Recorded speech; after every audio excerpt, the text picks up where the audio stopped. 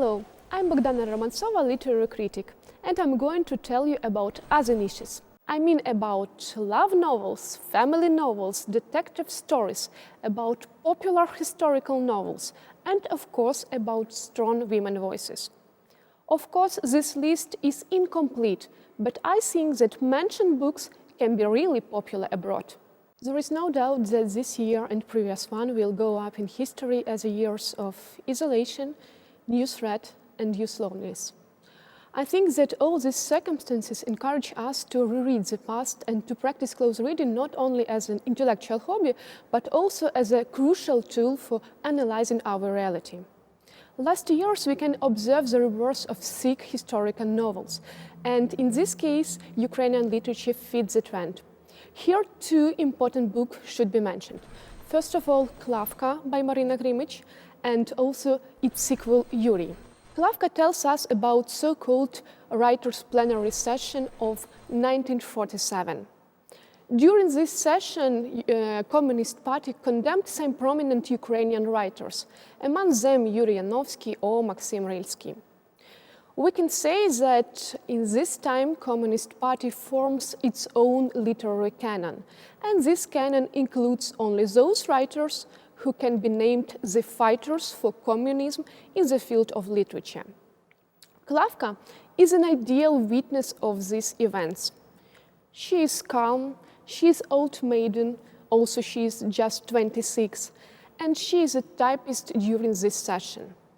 During the day, she works like a typist in this writer's house, and in the evening she visits some of her close friends, also the writers. We see a number of funny and even frightening characters.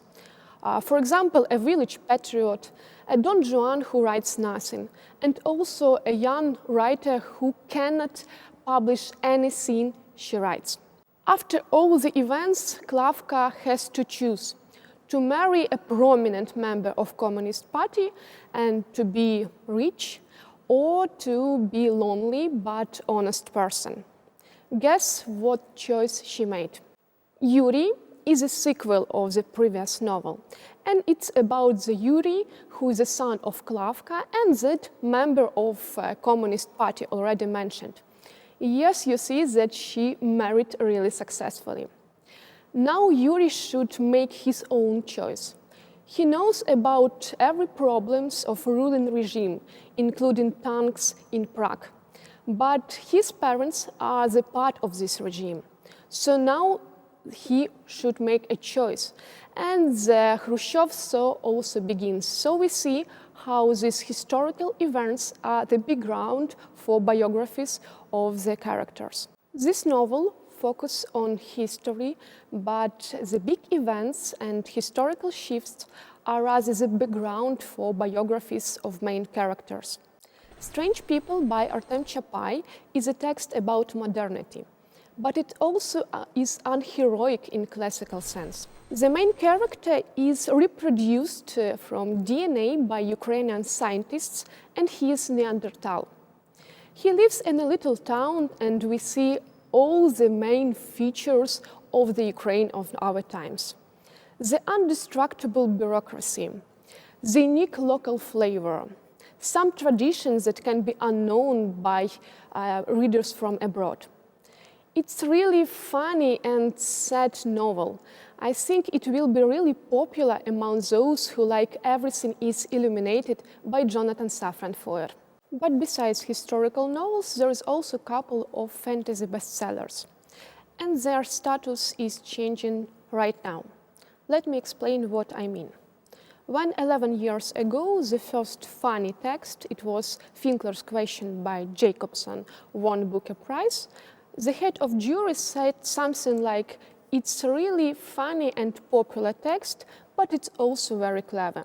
That time, this opposition between very funny, popular, but also very clever did not sound strange, but not nowadays.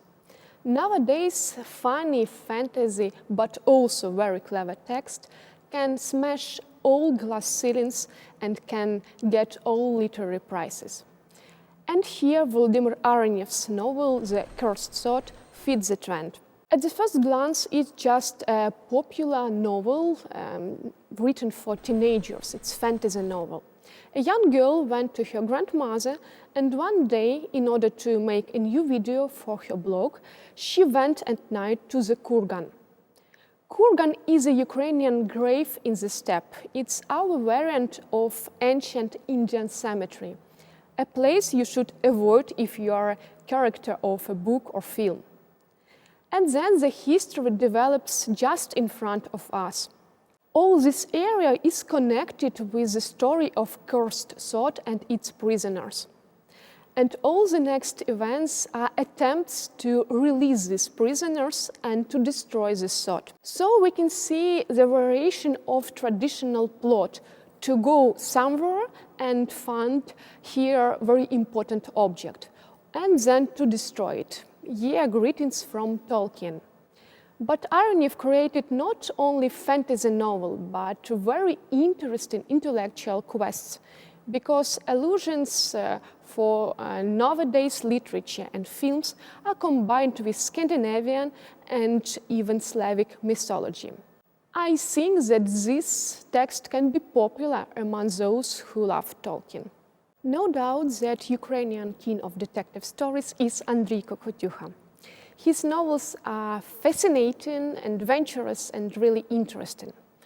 But his most famous text is not a detective but historical novel about Danilo Червоний, whose surname can be translated as the Red One.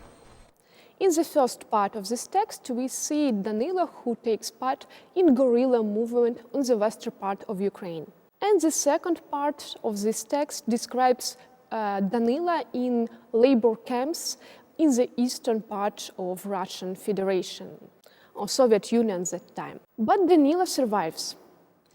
It's a story about Ukrainian superhero with a keen sense of justice, really brave. It's our Superman.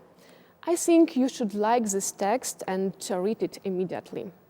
With the borders closed, we pay attention to connections that unite our world. HBO series Chernobyl pays attention to Chernobyl nuclear disaster of 1986. And here, very important novel Termite by Markian Kamish should be mentioned. This novel tells about people who live there, about locals that think that Chernobyl is their homeland. The main hero, Alik, works in the reception of scrap metal, and almost all characters earn their living by collecting this scrap metal. This scrap metal is the character of the novel itself. Great mountains surround all the heroes. Locals don't like tourists from big cities. They don't like these hipsters who come just for some hours, because Chernobyl is the only place where they feel safe.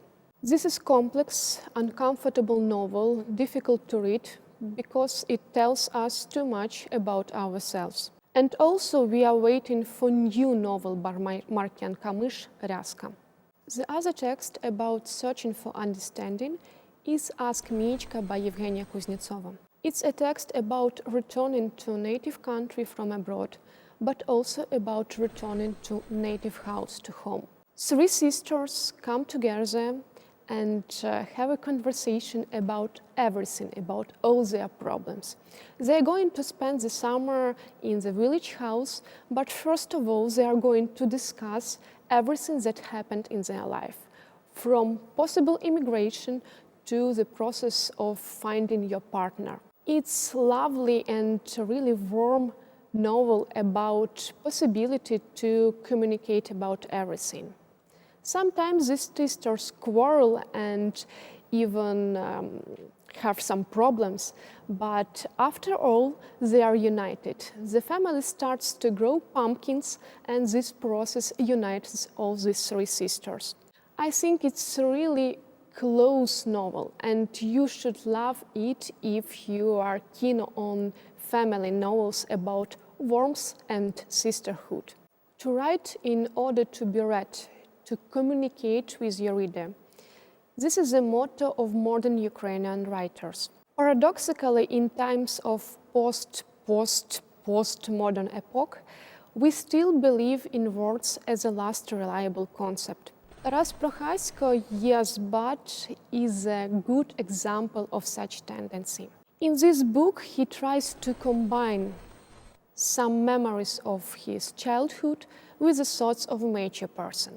This book has a feeling of returning to the cozy place where everything is beloved. I think it's the best essay in Ukrainian literature nowadays. In a new non-fiction book, Irena Karpa promotes a really important idea. Listen to yourself while thinking about relationships. She tells us how to get married as many times as you want, if you want to get married at all. She promotes a really wise idea.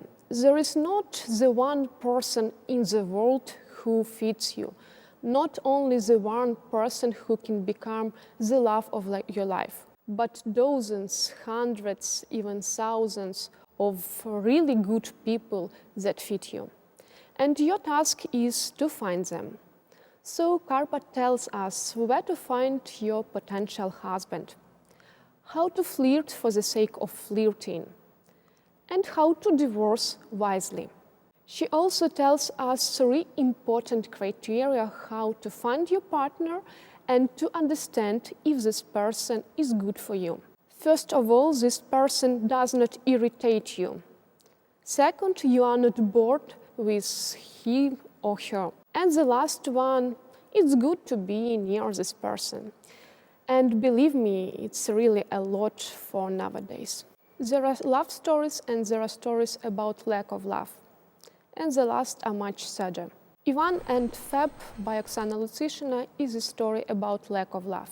Ivan is a student who took part in so-called Revolution on Granite. The Revolution on Granite is the event just before the dissolution of Soviet Union. Students that took part in this revolution are trying to gain the independence for Ukraine. After this revolution, Ivan came back to Uzhgorod, really cozy but patriarchal city. There he lives with his strong mother Margita. Margita does not want his son to get married, but he did. Together with his wife, they created a really unhappy couple. They were so happy apart and they were so unhappy together.